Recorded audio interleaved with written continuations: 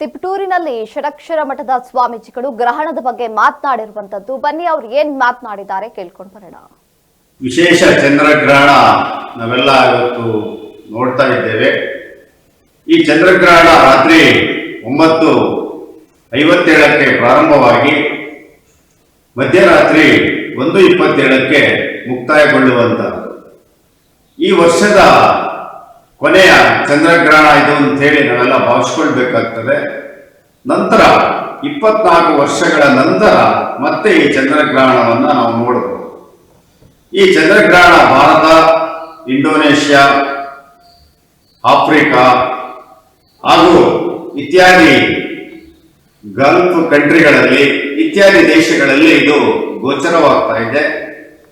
ಈ ಜನ ಏನು ಈ ಸಂದರ್ಭದಲ್ಲಿ ಭಯಪಡುವಂತ ಅವಶ್ಯಕತೆ ಇಲ್ಲ. ಕಾರಣ ಚಂದ್ರಗ್ರಹಣವನ್ನು ನಾವು ನೇರವಾಗಿ ನೋಡಬಹುದು. ಯಾಕಂತೇಳಿ ಸೂರ್ಯಗ್ರಹಣ ಅಂತ ಹೇಳಿದ್ರೆ ಅದನ್ನ ನೇರವಾಗಿ ನಮ್ಗೆ ನೋಡ್ಲಿಕ್ಕೆ ಸಾಧ್ಯ ಆಗೋದಿಲ್ಲ. ಚಂದ್ರಗ್ರಹಣವನ್ನ ನೇರವಾಗಿ ನೋಡಬಹುದು ಮತ್ತು ಊಟ ಉಪಚಾರ ಇತ್ಯಾದಿಗಳನ್ನು ಸಹ ಮಾಡಬಹುದು. ಆದ್ರಿಂದ ಈ ಚಂದ್ರಗ್ರಹಣ ಕೆಲವರ ರಾಶಿಗಳಲ್ಲಿ ಪ್ರತಿಕೂಲ ಮತ್ತು ಕೆಲವರ ರಾಶಿಗಳಲ್ಲಿ ಬದಲಾವಣೆಗಳು ನಡೀತಾ ಇರ್ತದೆ. ಆದ್ರಿಂದ ಭಯಪಡುವಂತ ಅವಶ್ಯಕತೆ ಏನೂ ಇಲ್ಲ.